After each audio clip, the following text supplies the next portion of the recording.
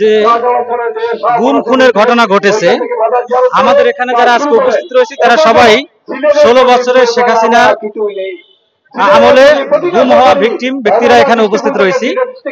বিভিন্ন মেয়াদে গুম করে আমাদের জীবনযাত্রাকে সম্পূর্ণ থেমে দিয়েছিল, আমাদের অর্থনৈতিক পঙ্গু করে দিয়েছে, আমাদের জীবনযাত্রাকে ধ্বংস করে দিয়েছে, আমাদের জেল জরিমানা দিয়ে ব্যবসা প্রতিষ্ঠান শারীরিকভাবে আমাদেরকে বিধ্বস্ত করে দিয়েছে। কিন্তু আমরা আজকে জুলাই পরবর্তী একটি বছর হয়ে গেছে, কিন্তু দুঃখজনক ভাবেও আমাদের কোন রকমের কোনো দাবি পূরণ করা হয়নি। না আমাদের মামলা প্রত্যাহার করা হয়েছে, না এখনো গুমের সাথে জড়িত কোন প্রশাসনকে গ্রেফতার করে দ্রুত বিচারের আওতায় আনা হয়েছে।